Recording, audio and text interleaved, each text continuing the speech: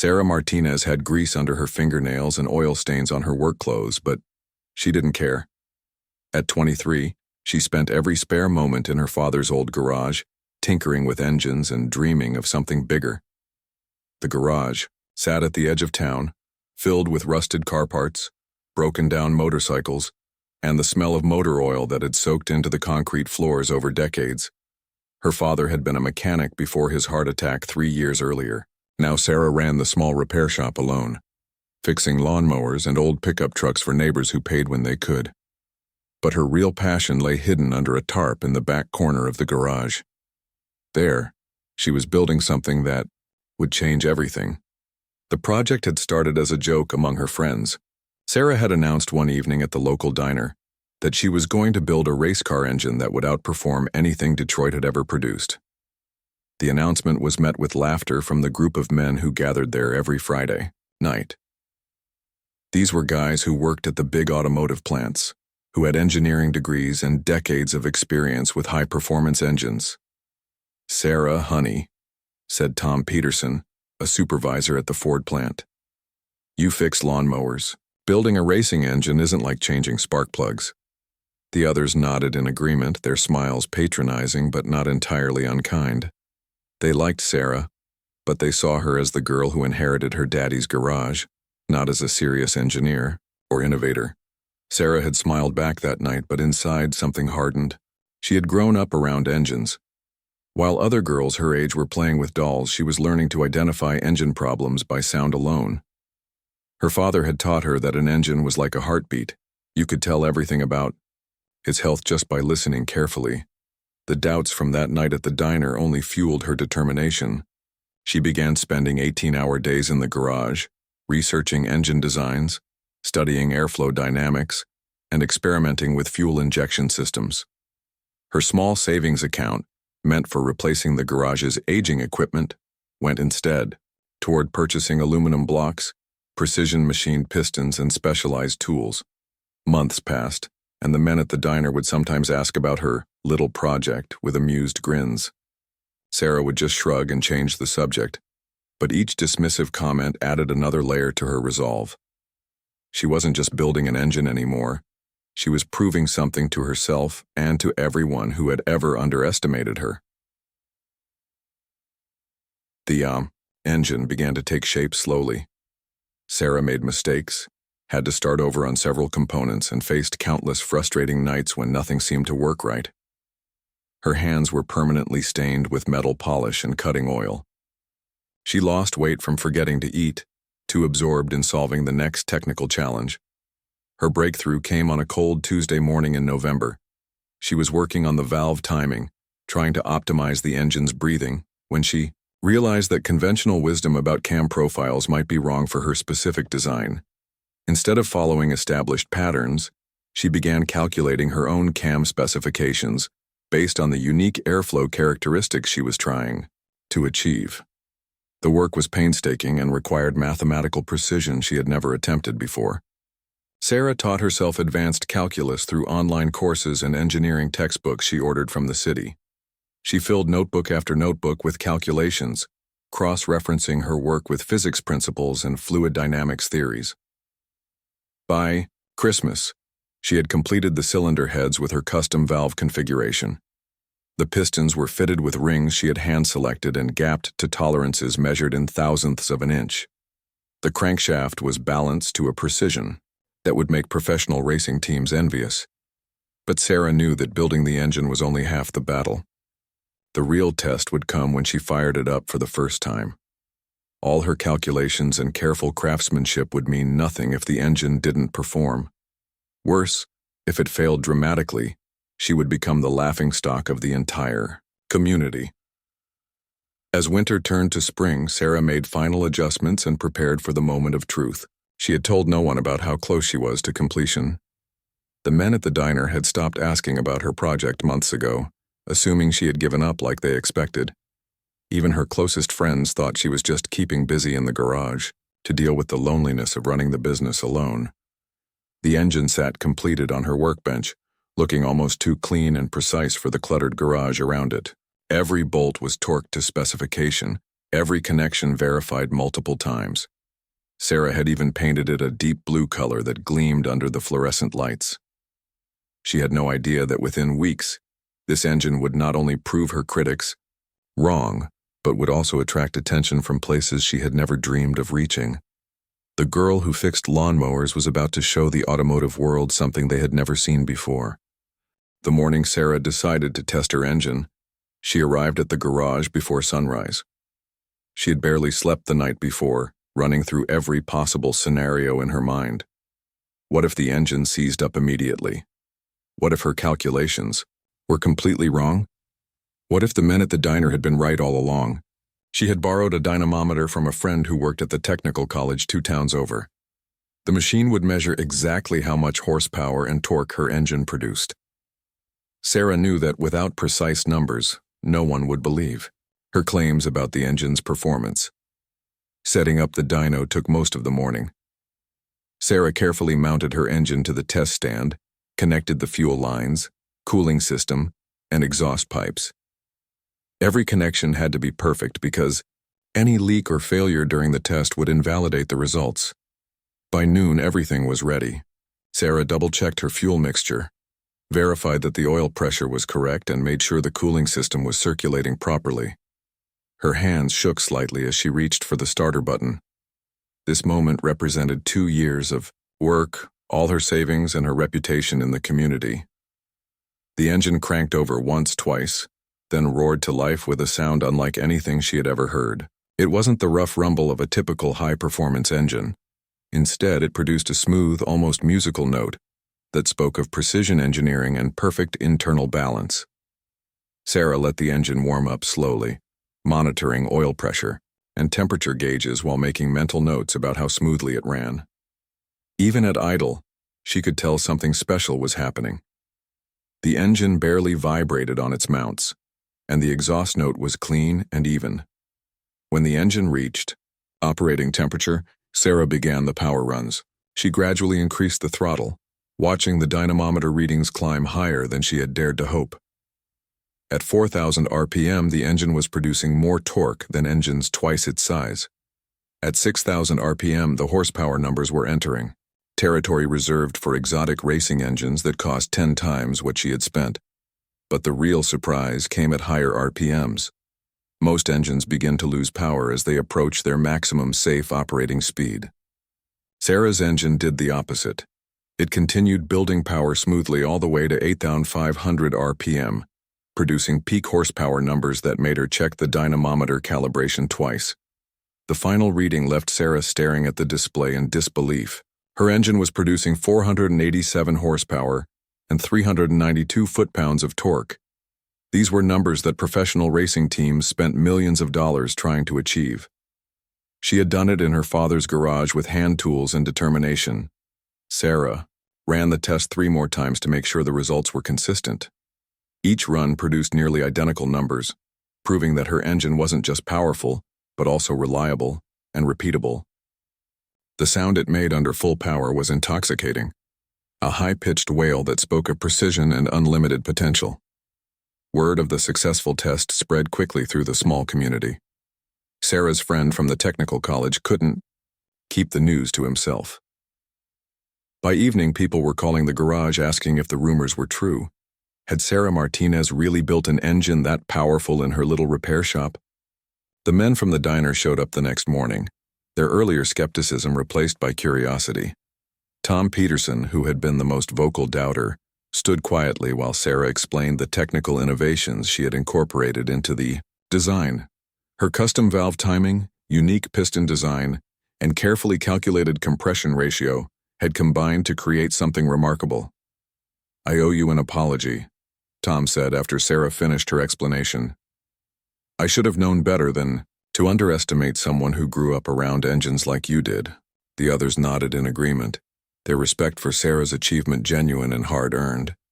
But Sarah's success at the garage was only the beginning. News of her engine's performance had reached people far beyond her small town. Racing teams, automotive engineers, and industry publications were all starting to ask questions about the young woman who had built a world-class engine in a converted garage.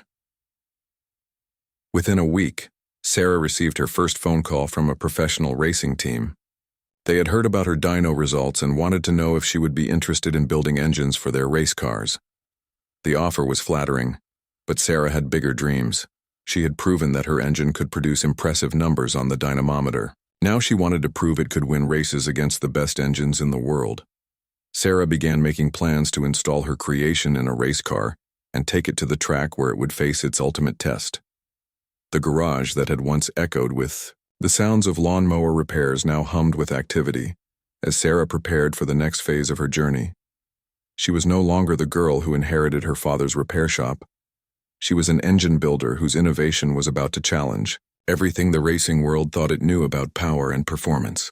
Finding the right race car to showcase her engine proved more challenging than Sarah had anticipated. Professional racing teams were interested in her work, but they wanted to buy her engines, not let an unknown mechanic prove herself on their tracks. Sarah needed a different approach. The solution came from an unexpected source. Jake Morrison, a retired race car driver who ran a small racing operation out of a shop 50 miles away, had heard about Sarah's engine through the racing community grapevine. Jake had been competitive in regional racing circuits for 30 years before a crash ended his driving career. Now he built and maintained race cars for younger drivers who couldn't afford factory-backed teams. Jake visited Sarah's garage on a rainy Thursday morning, driving a battered pickup truck that had seen better decades. He was a tall, thin man, with graying hair and hands that showed the permanent stains of someone who had spent a lifetime working on race cars. Unlike the corporate representatives who had been calling, Jake understood what it meant to build something with your own hands. "I've been racing for longer than you've been alive," Jake told Sarah as he examined her engine. "I've seen a lot of impressive dyno numbers that didn't translate to race wins. But there's something different about this." He ran his experienced fingers along the engine's perfectly smooth surfaces and listened carefully to its idle. Jake's proposal was simple. He had a race car that needed a new engine, and Sarah had an engine that needed to prove itself on the track. If she was willing to provide the engine, he would provide the car, the racing expertise, and entry into the upcoming regional championship series. They would split any prize money, and Sarah would retain all rights to her engine design. The car Jake offered was a lightweight sports racer built for endurance racing. It wasn't the prettiest machine Sarah had ever seen. The paint was faded, and the interior was Spartan even by racing standards. But the chassis was well engineered, and Jake assured her it would provide a fair test of her engine's capabilities. Installing Sarah's engine in the race car required modifications to both the car and the engine. The mounting points were different. The cooling system needed adjustments, and the exhaust had to be redesigned to fit the car's aerodynamic requirements. Sarah spent 2 weeks at Jake's shop, working 18-hour days to get everything perfect. The first time they fired up the engine in the race car, both Sarah and Jake knew they had something special. The sound was different from when the engine had been on the test stand, more aggressive, more purposeful. The car seemed to come alive around the engine, as if it had been waiting its entire existence for this much power. Track testing began at a small oval track that Jake rented for private sessions. Sarah had never been involved in actual racing before, so everything was new to her. She learned about gear ratios, suspension settings, and aerodynamics while Jake taught their test driver how to extract maximum performance from the car. The first few test sessions revealed issues that hadn't shown up during the dyno testing. The engine's tremendous power was overwhelming the car's original cooling system, requiring Sarah to design and fabricate a more efficient radiator setup. The exhaust system needed tuning to optimize power delivery at different RPM ranges. But as they solved each problem, the car's performance improved dramatically. Lap times that had been competitive with similar cars in their class became dominant. The engine's broad power curve allowed the driver to accelerate out of corners faster than anyone had seen before. Word of their testing success spread through the regional racing community quickly. Other teams began showing up at the track to watch their sessions, trying to figure out what was making Jake's old car so much faster than it had any right to be. Sarah noticed camera phones pointed in their direction and overheard conversations, speculating about their engine. The attention made Sarah nervous, but Jake was delighted.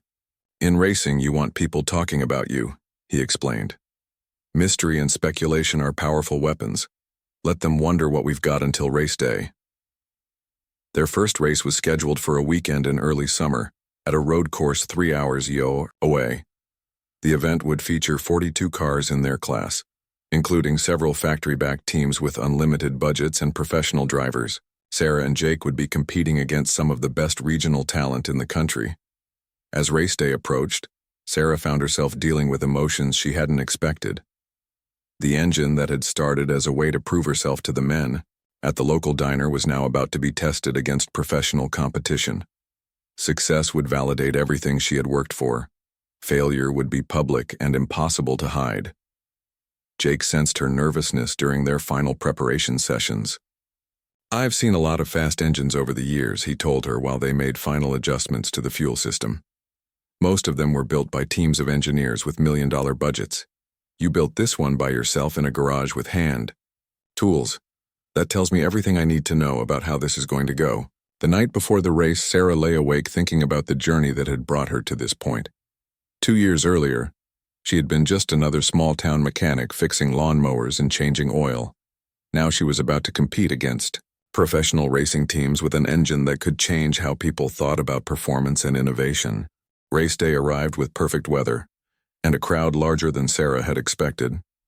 The regional championship series had attracted spectators from across 3 states, many of whom had heard rumors about the mysterious engine that was setting unofficial lap records during practice sessions.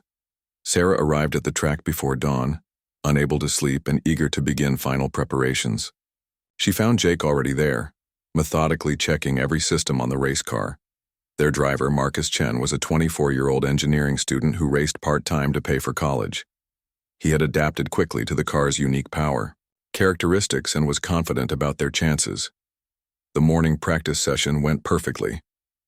Marcus set the 3rd fastest lap time overall, and Sarah's engine ran flawlessly, despite the stress of high-speed cornering and heavy braking.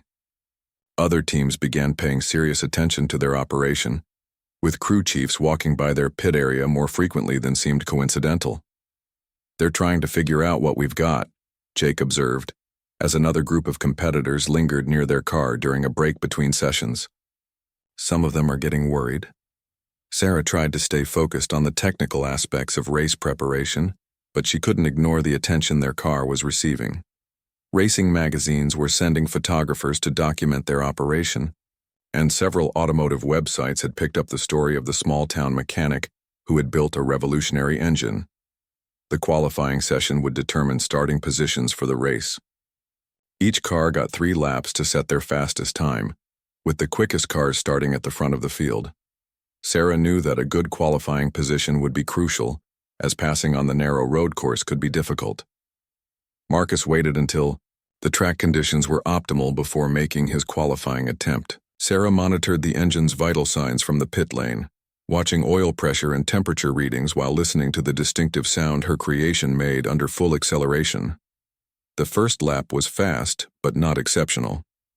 Marcus was learning the track conditions and getting comfortable with the car's handling at racing speeds.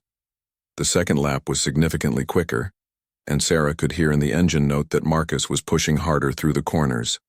The third and final lap was spectacular. Marcus found the perfect racing line through every corner, and Sarah's engine delivered its power with precision and reliability that made the difference. When the lap time appeared on the scoring tower, even Jake's weathered face showed surprise. They had qualified second overall, less than 0.2 of a second behind a factory-backed team with a driver who had won the championship 2 years running. More importantly, they had qualified ahead of 39 other cars, many of which were running engines that cost more than Sarah's entire operation. The news of their qualifying performance spread through the paddock quickly. Television crews began setting up interviews, and Sarah found herself talking to reporters for the first time in her life. She was nervous on camera, but her passion for engineering and obvious knowledge of her engine's technical details came through clearly. "I just wanted to build something that worked," Sarah told one interviewer. "I never expected it to be competitive with professional racing teams." The modesty was genuine, but Jake could see in her eyes that she was beginning to believe in what they had accomplished. The 2 hours before the race passed quickly. Sarah made final adjustments to the fuel mapping while Jake and Marcus discussed race strategy. Starting from the front row meant they would be targets for the more experienced teams, but it also gave them the best opportunity to control the early stages of the race. As the cars rolled onto the track for the formation lap, Sarah felt a mixture of pride and terror. Her engine was about to be tested in the most demanding conditions possible, with 41 other cars trying to beat them over the course of 2 hours. Everything she had learned about engine building would be put to the ultimate test. The green flag dropped, and Marcus got an excellent start from the second position. He held his position through the first corner and began settling into a rhythm that would preserve both the car and engine for the long race ahead. Sarah watched from the pit wall, monitoring radio communications and tracking their position relative to the other front runners. The early stages of the race went exactly as planned. Marcus maintained second place while learning how the car handled in traffic and saving the engine for later in the race when other cars might begin experiencing mechanical problems. Sarah's engine was running perfectly, with all temperatures and pressures in the optimal range. By the halfway point, their strategy was working. 2 of the front-running cars had already retired with mechanical failures, and Marcus had moved into the lead when the original pole sitter made a pit stop. Sarah allowed herself to believe for the first time that they might actually win. The crowd was taking notice of their performance, and Sarah could hear cheers from the grandstands when Marcus extended his lead coming out of the fastest section of the track. Her engine was not just surviving the race, it was dominating it with a combination of power and reliability that the established teams couldn't match. With 30 minutes remaining in the race, Sarah's engine was still running perfectly while several of their competitors had fallen victim to mechanical failures.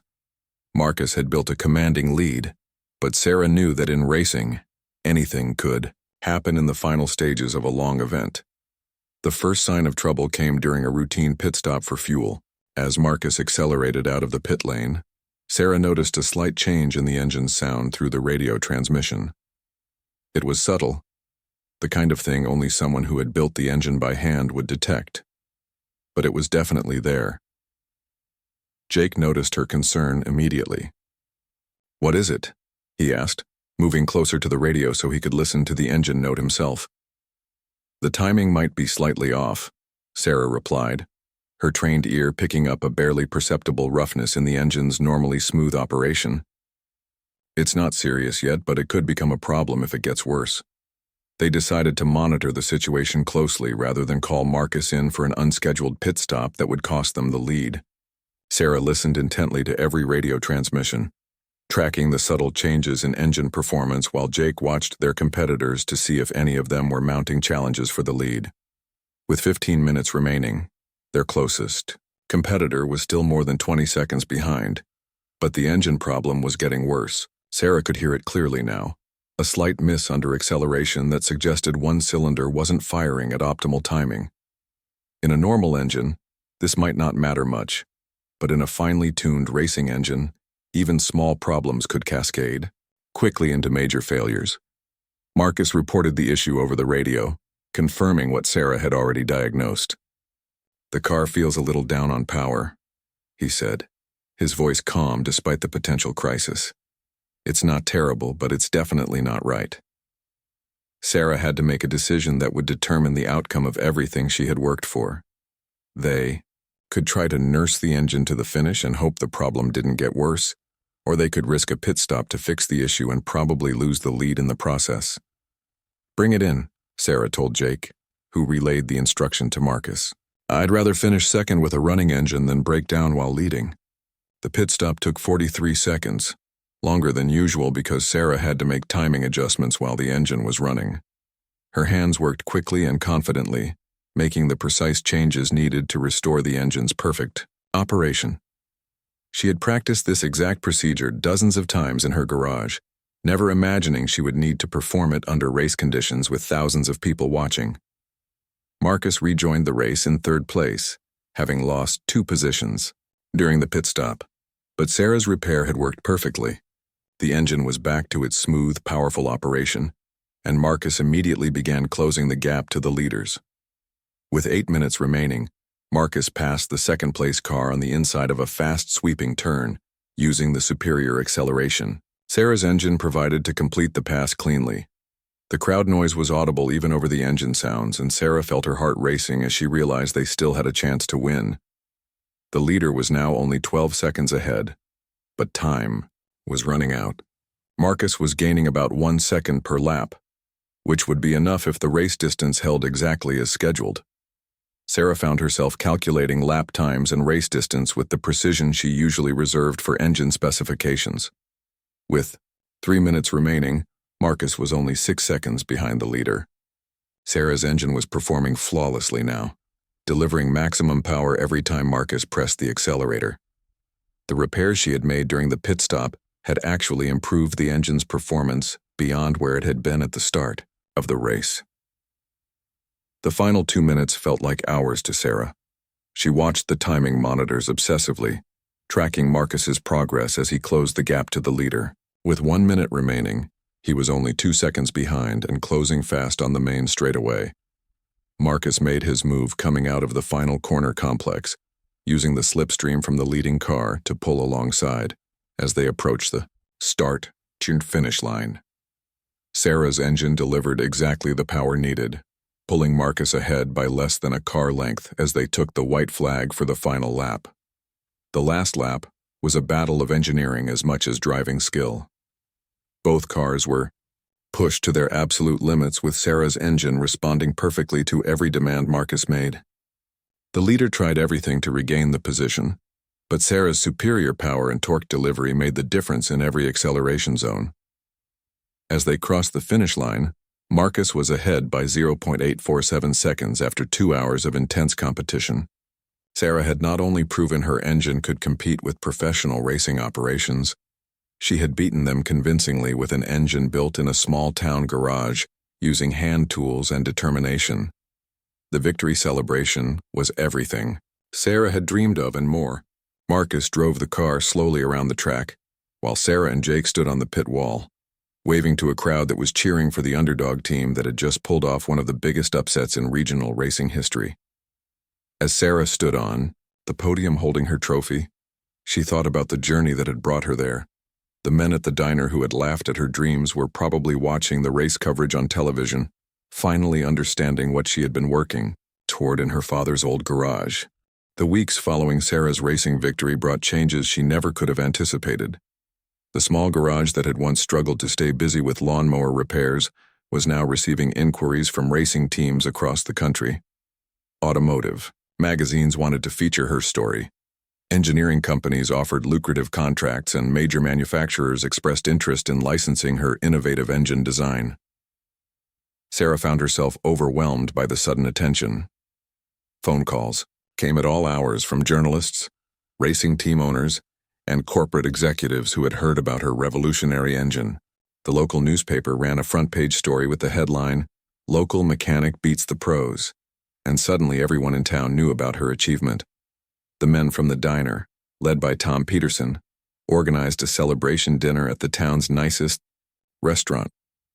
The same people who had laughed at her dreams 2 years earlier now wanted to hear every detail about her engine design and racing victory. Tom stood up during the dinner and publicly apologized for doubting her, acknowledging that her success had taught him an important lesson about underestimating people based on preconceptions.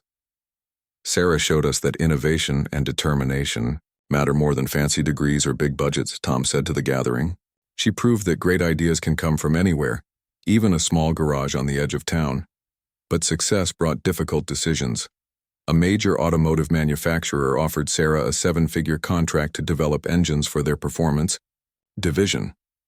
The offer included a state-of-the-art research facility, a team of engineers, and resources beyond anything she had ever imagined. It was the kind of opportunity that could set her up for life. At the same time, smaller racing teams were begging her to build custom engines for their operations. These requests appealed to Sarah's original passion for hands-on engineering work, but they would mean staying small and continuing to work largely alone. The choice represented 2 completely different paths for her future. Jake Morrison became an unofficial advisor during this period, helping Sarah evaluate her options with the wisdom of someone who had spent decades in the racing world. "You've got something special," he told her during one of their long conversations about her future. "The question is whether you want to scale it up or keep it personal." Sarah spent several sleepless nights walking through her father's garage, thinking about what he would have advised. The garage held so many memories of learning about engines, discovering her passion for mechanical perfection, and developing the stubborn determination that had carried her through the doubters and setbacks. Her decision surprised everyone, including herself. Instead of accepting the corporate offer or focusing exclusively on racing engines, Sarah chose a third path that honored both her roots and her ambitions. She would expand her operation gradually, training a small team of apprentice engine builders while maintaining the hands-on approach that had made her successful. Sarah used her prize money and a modest bank loan to purchase the vacant warehouse next to her garage. She installed modern equipment and hired 3 young mechanics who shared her passion for precision engineering. The plan was to build custom engines for racing teams while also developing innovative designs that could eventually find applications in mainstream automotive use. The first apprentice she hired was Maria Santos, a recent technical college graduate, who had been following Sarah's story in the automotive press. Maria had grown up in a similar small town and understood the challenges of proving herself in a male-dominated field. The second was David Kim, a former automotive engineer who had left the corporate world to pursue his dream of building racing engines. The third was Tommy Peterson Jr., son of the man who had initially doubted Sarah's abilities. "I want to learn from someone who proved that impossible things are possible," Tommy Jr. told Sarah during his interview. His father had recommended him for the position, acknowledging that Sarah's methods might be exactly what his son needed to develop real engineering skills. Within 6 months, Sarah's expanded operation was building engines for 12 different racing teams across multiple series. Each engine incorporated innovations that Sarah had developed, but the core design philosophy remained the same: obsessive attention to detail, precision manufacturing, and a willingness to challenge conventional wisdom about engine performance. The racing successes continued. Engines built by Sarah's team won championships in 3 different racing series, establishing her company as a force in professional motorsports. More importantly to Sarah, each victory validated her belief that superior engineering could overcome bigger budgets and established reputations. As her second racing season concluded, Sarah stood in her expanded facility watching her team prepare engines for the upcoming season. The garage where she had once worked alone now hummed with activity from skilled craftspeople who shared her passion for mechanical excellence. The phone still rang regularly with offers from major corporations, but Sarah was content with the path she had chosen. She had proven that the crowd who laughed at her dreams was wrong about what was possible with determination and skill. More than that, she had built something that honored her father's memory, while creating opportunities for others who shared her passion. On quiet evenings, Sarah still worked alone in the original garage, tinkering with new ideas and pushing the boundaries of what engines could achieve. The grease under her fingernails and oil stains on her work clothes remained, but now they represented not just personal determination, but proof that dreams backed by hard work could change everything. The girl who had once fixed lawnmowers while dreaming of something bigger had become an innovator, whose engines were reshaping how people thought about performance and possibility. The crowd that had laughed was no longer laughing. They were watching in admiration as Sarah continued, proving them wrong with every race victory and every breakthrough that emerged from her workshop.